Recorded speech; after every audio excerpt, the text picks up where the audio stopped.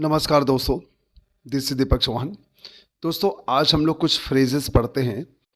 Phrases speaking करते समय बहुत इंपॉर्टेंट होते हैं और हालांकि इसका मीनिंग कुछ और निकलता है, लिखा कुछ और होता है, इसका मीनिंग कुछ और निकलता है। लेकिन इंग्लिश स्पीकिंग में फ्रेजेस बहुत इंपॉर्टेंट होते हैं जो हमारी इंग्लिश को सचमुच डेकोरेटिव, इम्प्रेसिव और अफेक्टिव बना सकते हैं। तो कुछ फ्रेजेस मैं आपके सामने लाया हूँ और सेंटेंस मेकिंग में मैं आपको बताता जाऊँगा। Hold your horse. Hold your horse का मतलब होता है बी पेशेंट, धैर्य रखना। कोई काम करते समय हम किसी को कहना चाह रहे हैं कि इंतज़ार करो और थोड़ा धैर्य रखो, तब आप कह सकते हैं कि तुम्हें धैर्य रखना चाहिए। जैसे हमें ये सेंटेंस बनाना है कि तुम्हें धैर्य रखना चाहिए, तो हम लोग कहेंगे please hold your horse. Please be patient न बोलते हुए हम लोग कहेंगे please hold your horse. Hit me up.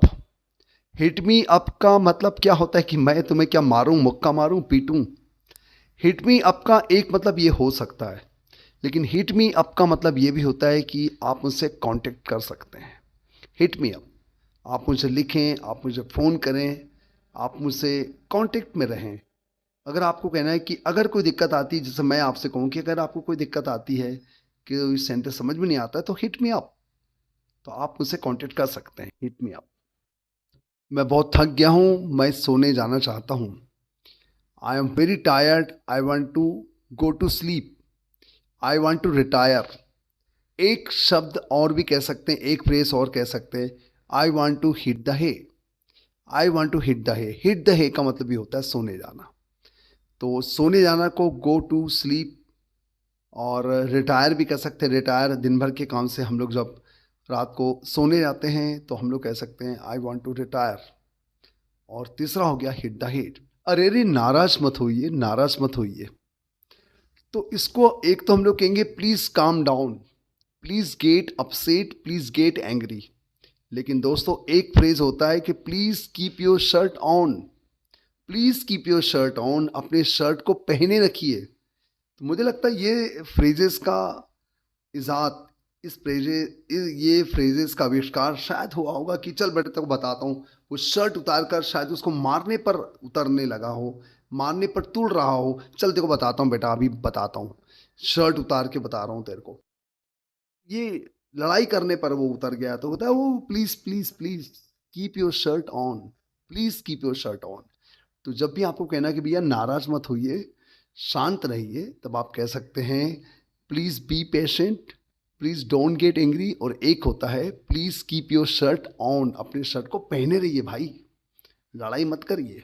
किसी ने कोई बात कही और भी उस पर कोई अच्छी बात बोल दी, कुछ काम किया और भी बेहतर काम कर लिया, तब हम लोग हिंदी में अधिकतर कहते हैं कि ये तो सोने पे सुहागा हो गया। तो सोने पे सुहागा हो गया यानी काम बेहतर से और अच्छा हो गया, अच्छे से बेहतर हो गया, और बेहतर से बेस्ट हो गया, ये हमको कहना रहता है। तो हम लोग कहते हैं ये सोने पे सुहागा, हिंदी में कहते हैं।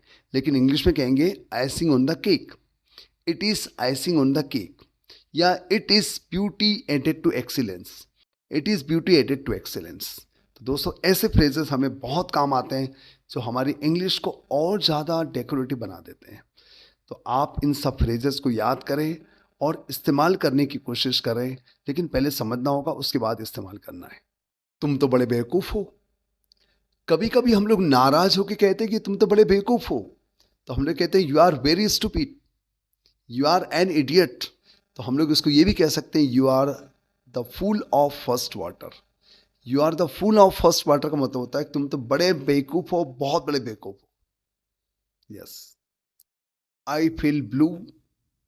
आई फील ब्लू का मतलब क्या होता है दोस्तों? यानी क्या मैं नीला अनुभव करता हूं, नीला।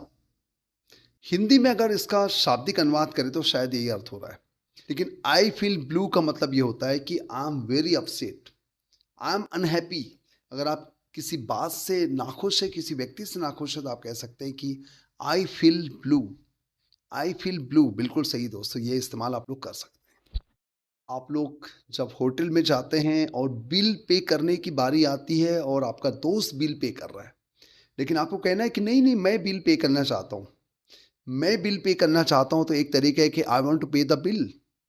लेकिन आप इसको दूसरे तरीके से कहते हैं it's on me, it's on me. अरे भैया मुझे पे करना दो यार, मुझ पर है इस बार बिल पे करने का जो जिम्मा है। तो आप क्या कहेंगे? इट्स ऑन मी, ये आप लोग कह सकते हैं दोस्तों। आई लाइक यू, ये अधिकतर आपको कई बार कहना पड़ता होगा, अपने दोस्तों को कहना पड़ता होगा आई लाइक यू। तो आई लाइक यू तो आप लोग कई बार बोलते हुए आ चुके हैं। आज से क्यों ना हम लोग नया बोले, I am into you.